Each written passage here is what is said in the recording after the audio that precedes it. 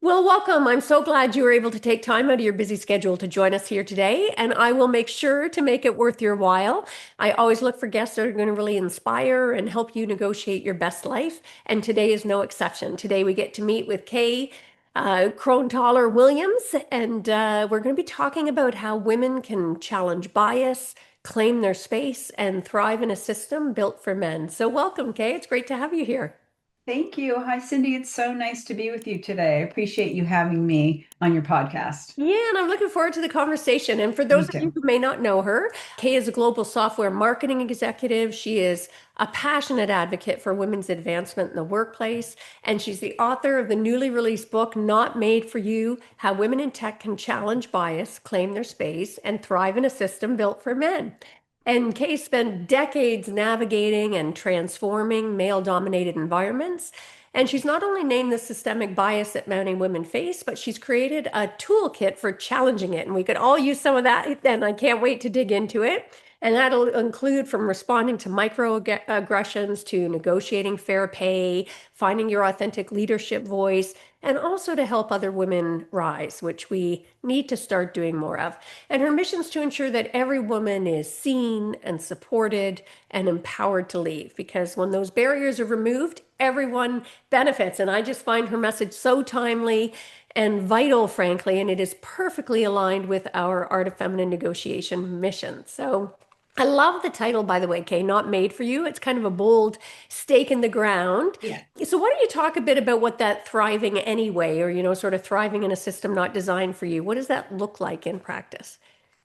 Sure. And thank you. Yeah, I love the title too. It took a bit to get to that title, but I think it's appropriate. And what when I say that we want you to thrive in these systems, it's not just survive because we often go to work every day and we Yep. deal with a lot of barriers and bias and discrimination and we just get through it. And my hope is that we teach women certain strategies so that they can go to work as their full self and still be very successful and happy and joyful while building that career. And I've managed to do that with certain strategies. And so, it's about being able to set boundaries, address any barriers, like, name the barrier and address it, advocate for yourself, and create a space where your value Yeah. is appreciated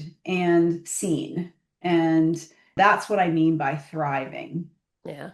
And so important. I think so often we are conditioned to, and I was guilty of this myself, for the longest time you show up and you feel like you either need to make yourself smaller, or at the other end, and I fell into this camp, you felt like you had to almost overcompensate and show up in this sort of very masculine kind of energy to be able Yes. to succeed. So what Mhm. what first sparked your awareness, would you say, Kay, about the gender imbalance, or more importantly, I guess, that need to claim your space?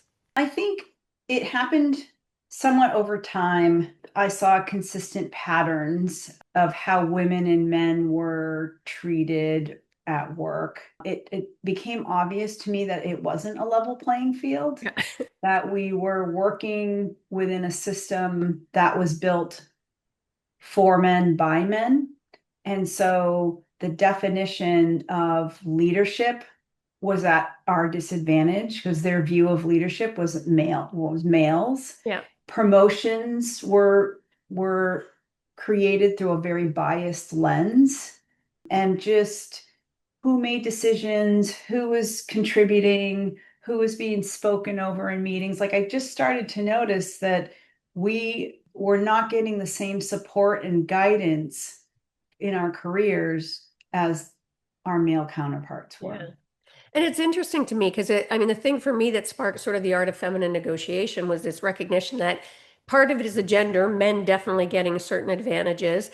But even the fact that we define the characteristics that are considered to be so-called masculine or feminine traits.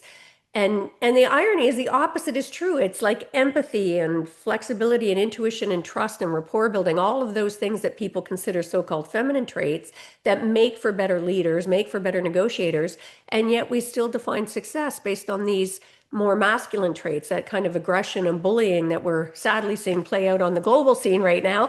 We Right. won't get into that. Yeah. That's But a whole nother podcast. yes. Now, when you talked about speaking, getting spoken over, I remember reading some studies about even in the US Supreme Court, and it was stunning to me the degree to which the female justices of the Supreme Court were talked over as compared to the male justices. So, microaggressions, we all face them. I'd love if you could tell us, maybe give some tips for our listeners that when a microaggression lands, in a meeting, do you have any tips on a short, sort of respectful script maybe that you recommend in the moment? Sure. I think it depends on what that microaggression is, right? And so I think the one that is most frequent is being spoken over. Yeah.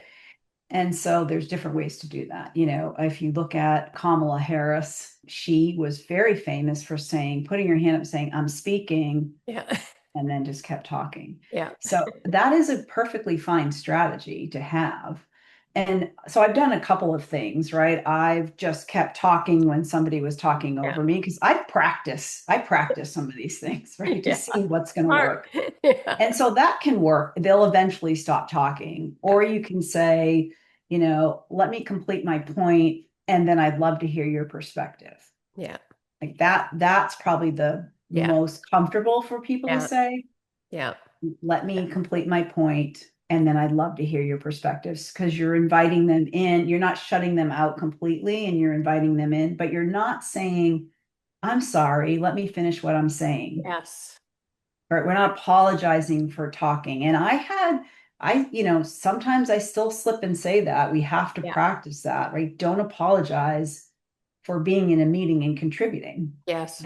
They're not going to apologize, But I'm right? glad you added that because I think we got the two levels. One is not allowing yourself to be spoken over and finding a Right. way to do that, and doing it in a way where, as you say, we're not apologizing. Because my God, are we conditioned to apologize just for being, it seems sometimes, Yes. right? Somebody Yes. bumps into us and we say sorry, it's like, Right. so Yes, exactly. it's beautiful.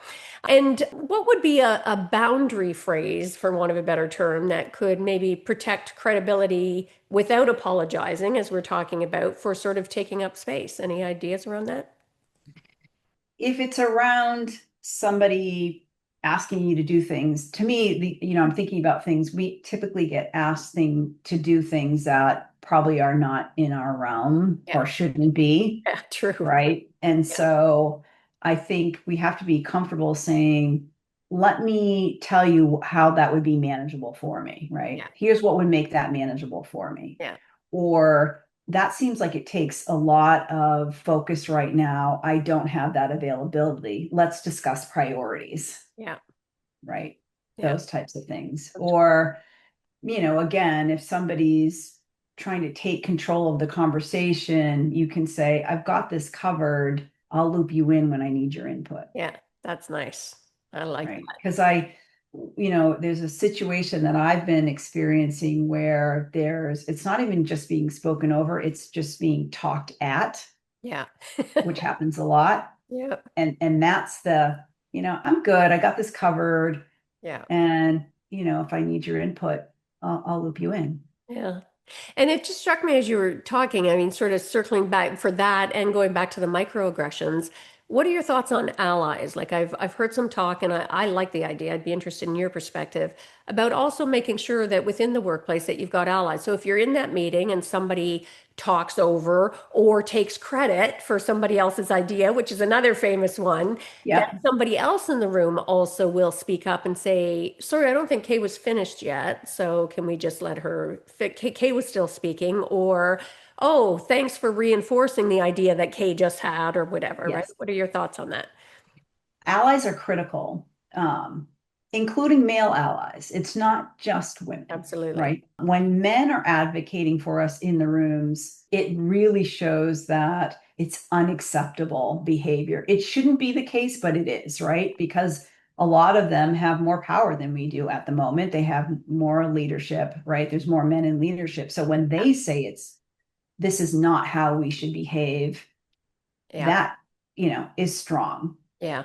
But allyship is in the rooms and outside of the rooms, right? Because sometimes something happens in a room, you may not have allies in the room, and you want to go and to be able to discuss that with somebody after to make sure that you are not internalizing that and taking Yeah. that you did something wrong or we're doubting Yeah. ourselves. Like, did that really happen? So you always want to be able to speak to somebody, but allies are important in the room. You certainly want to build a network of people. And I think when you build one-on-one relationships, you also help break down the stereotypes that we may have, right? Gender Yeah. stereotypes, racial stereotypes. When Yeah. somebody gets to know you one-on-one, and then they're more likely to defend you in a meeting, again, whether you're there or not. Yeah. The other thing I noticed was I always advocate for people in a room, men or women, Yeah. certainly always women, if they're being spoken over, I will address it. Yeah. And what I noticed in one of the meetings, companies that I work for, when I started doing that, they started reciprocating, Yeah. Same. Yeah. right? So it's not that you have to go and say, hey, stick up for me in this meeting. Just start doing it, Doing it. Yeah. and other people will follow that behavior and do the same for you. That is great advice and so true. And so while we're speaking about it, what's your approach to sort of negotiating mentorship and allyship, particularly in male-dominated workplaces? Is there something that you ask or would suggest that people ask of male allies specifically, like both in the room and outside it, as you say? I no, I don't think so. I mean, you can. I think the first thing is building the relationship and the rapport. Yeah. And I do that as soon as I come into a company. I certainly meet with different and at different levels. It doesn't have to be my level or Yeah. higher. It can be at different levels. And I just get to know people. And I also collaborate on work things like, I make sure that I run my ideas by other people, or what do you think, and you that helps to start to build a rapport. I think you can at some point, if you start to have that relationship, when something happens in a room, you can go to them and say, can you give me your perspective on this, because Yeah. this is how I took this, what do you think? And that will open the conversation up. And then, you could say, hey, next time that happens, I'd love it if you could Yeah. help me address it. Right. I think that's great.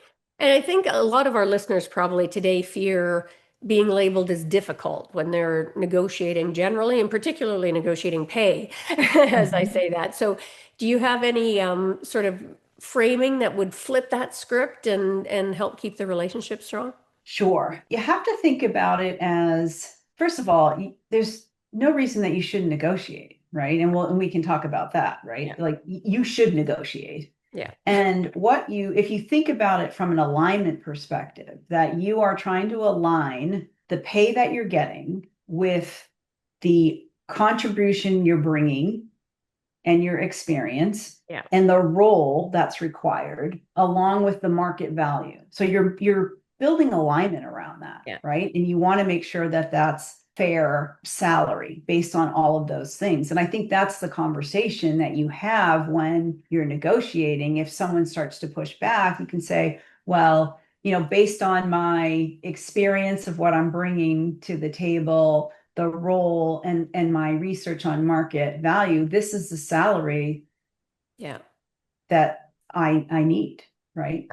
I love that. And I think as women in particular, we often forget to count. There's, sort of the concrete tangibles, right? Like the numbers that you bring, whether it's number of customers or income or whatever, but also those intangibles, right? Like, I mean, customer feedback or team morale within the workplace or anything. So just that thinking more broadly, right? And speaking of broadly, I know you've talked about helping women negotiate for dignity, value, and belonging, I think is how you frame it. So how does that differ from sort of traditional ideas about negotiating just for money or negotiating for power?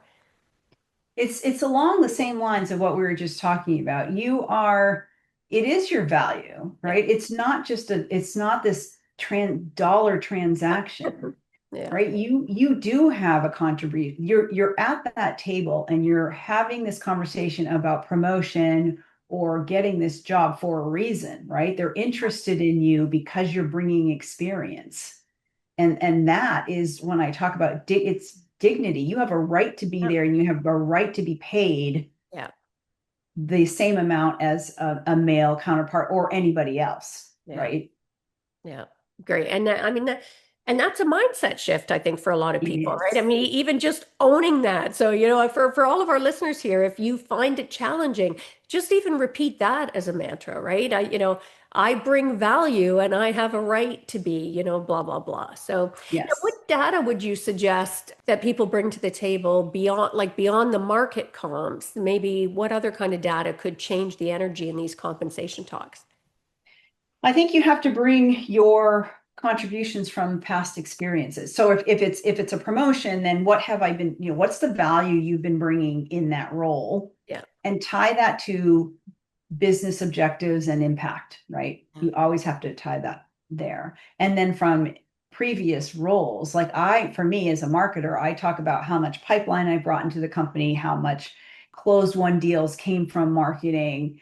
I bring those in, and I have hard numbers Yeah. that are not disputable, Yeah. really, right? And so those are the things you bring in. Have your own data of your Yeah. performance. Yeah. Yeah. And even including like commendations and things like that. I think we often forget about that stuff, or we get a little shy because we've been taught from a very young age, don't brag on yourself. Keep a brag list, that's fine. Yes. But Yeah. keep a folder every time you get a commendation, whether within the organization or outside, put it in the folder so you've got that kind of data to bring with you when you come to have the discussion. So, Yeah, and I think it's also, if you think about the things that you do, you've created a new process that created efficiency in your department or in your own yes. workflow or in the company, or you did something that helped support the values of the culture in the company. They're softer things, but Yeah.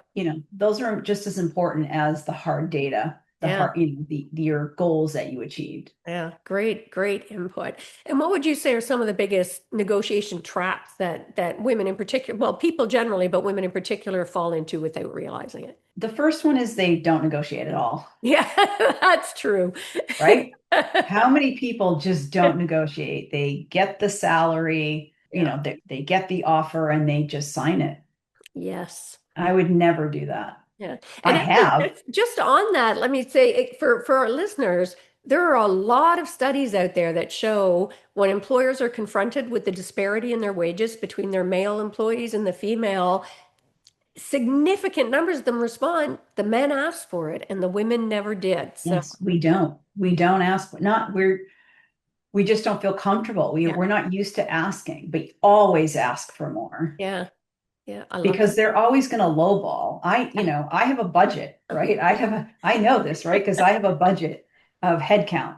Yeah. And so I'm trying not to spend that money. And so if I can lowball, I will. Yeah. So ask. That's the first thing. They don't ask, or Yeah. we don't ask, and we need to ask. Yeah. The second thing is we devalue the dollar that we're going to ask before we even have the conversation, So true. right? And you think, and this is fear, and I understand it because it can be nerve-wracking. It's, oh, I want 150,000, but I'm going to ask for 140. And part of that is fear of asking, but also fear of them getting upset that you asked and that you might lose this offer. If you did lose the offer because you negotiated, probably not a great place to work Yeah. anyway. And negotiations can get touchy. I've been in some where I Yeah. thought, ooh, how is this going to work when I actually come into the company? Because I wasn't giving in. But Yeah. it does smooth out after, right? Yeah. It's just a negotiation, and you have to realize they realize that for the most part, and you realize that. So those are the two things. And then the third thing I would say is we give too much detail. Mm. We give reasons why we're asking for this, It's true. right? And I don't know how boy, I was bold, I think, when I was younger. When I think about it, I just recognize that I need to just state Yeah. what I want based on my experience. Yeah. And there's no reasons why. It's not because, oh, my other job, or I have to travel further, or I have children, or I have nothing. Just say, this is the salary I'm looking for. Yeah. And right. it's owning your value, right? Just being Yes. and teaching ourselves to. And it's funny as you said that, I remembered in after my first year of practicing as a lawyer, and it came in for a salary review and it got the low ball, right? And and I knew where I wanted to be. And the senior partner who was negotiating at the time, well, he didn't expect a negotiation. He was clearly taken aback at all. And he's like, there's only one other, sort of first year lawyer out there who's getting that salary. And I knew him. And I just, and again, maybe the confidence that comes from youth and naivete that kind of went, and I just looked at him and said, "Are you suggesting you don't think I'm worth what he is?" And he sputtered and stuttered, and needless to say, I walked out with the salary increase and then some. So, Yeah, I talk about this in the book where I had moved to another state and I was I was in the process of getting a job and they told me what the salary would be. And I said, no, this is the salary that I want. yeah, And they said, well, you moved, it's cheaper, it's less expensive to live yeah, here. And my response was, I don't care. yeah, You're still getting 20 something years of experience of a marketing executive experience in B2B SaaS. yeah, Regardless of where I live, you're getting that experience. yeah, yeah, And I held to that. And that was all I said. yeah, And then I said, I'm not accepting anything less. yeah, And I got the salary that I wanted. You have to be bold. It's hard to do it, but just try it, just yeah, do it. And it usually will work out for you. They may come back and counter offer, right? We know that. So you have to be yeah. willing to understand the counter offer and how far will you go? Like what's your base that you'll accept, Yeah. or do you need to walk away?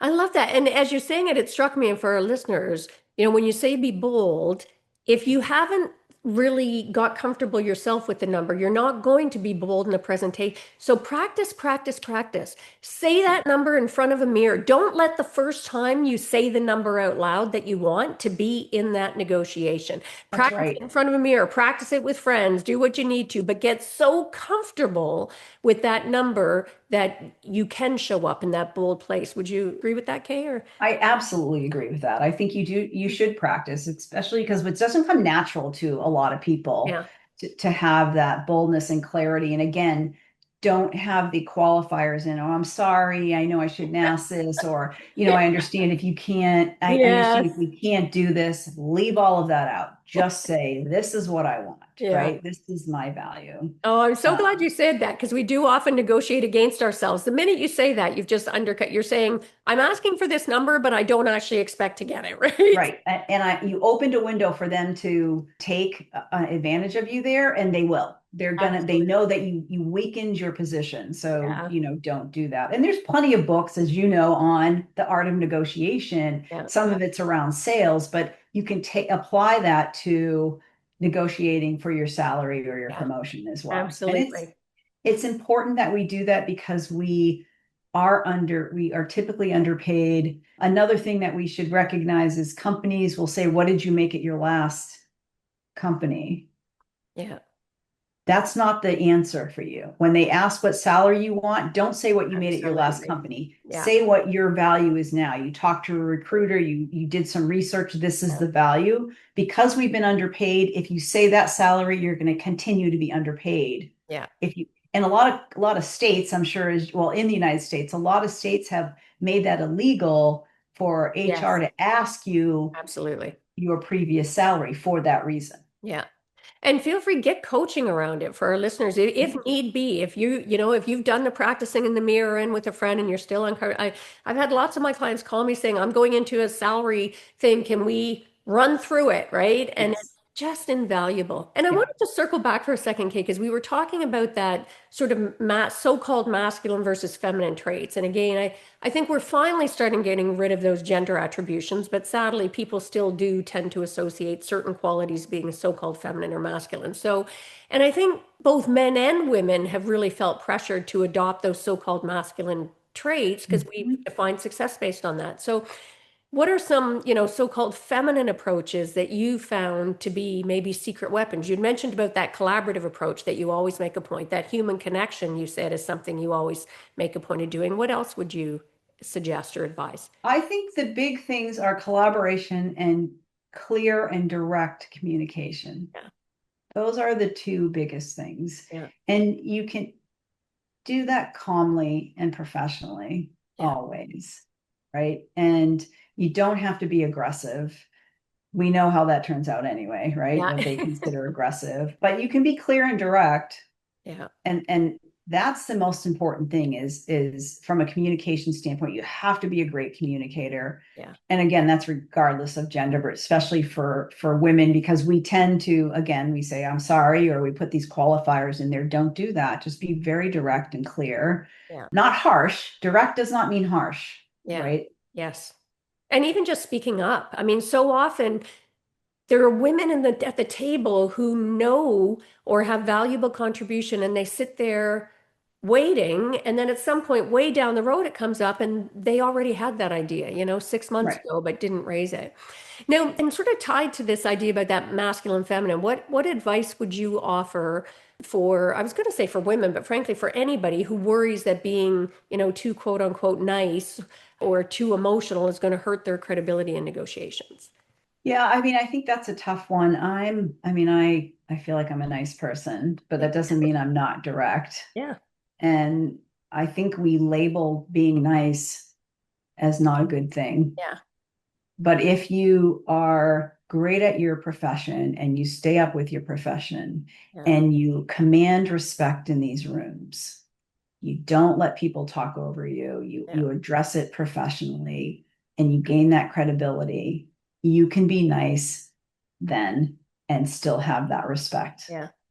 And I'm glad you mentioned that because it's true. I think we've seen being nice is like an insult almost, when people Right. and and ironically, again, if you look at any really great leaders, they are people who build connection, and you build connection by being respectful and treating other people with dignity and Right. and being nice, right? Yes. It's not hard to be a good leader. I always say if you're a decent human being, Yeah. it's really not that hard to be a good leader or a good peer or coworker. Yeah. And being nice doesn't mean you can't be assertive, as you say, right? The two are not Yes. mutually exclusive. So, No, there are not. Exactly. That's yeah. exactly right. They're not mutually exclusive. Yeah. Now, if you had to give women one mindset shift to prepare for their next negotiation, whether for salary or whatever, what would that be for you? That you deserve it. Yeah, that's so good. So simple, but we don't actually think that. That's such good advice. Yeah. What we it's and I don't like we deserve it. And there's nothing wrong with having that expectation Yeah. Yeah. because everybody else has that expectation for themselves. Yeah. Have it for you, right? You're Oh, here for a reason. You do have value. yeah. I like that a lot. And even going a step further, I think circling back to what we were saying before, practice that, right? Our brain tries to give us what it thinks we want. So when we're constantly saying, "Oh, I'm not likely to be able to get that," or "I'm not worth that," or "I'm blah blah blah," do the opposite. Sit over and over and over again to keep reframing to yourself, I love that answer, Kay. I Yeah. deserve this. I deserve this. I deserve this, right? So that Yes. becomes your Yeah. new. And you have a right to be in those rooms Yes. at the same level and with the same respect as anybody else. Yeah, that's so good.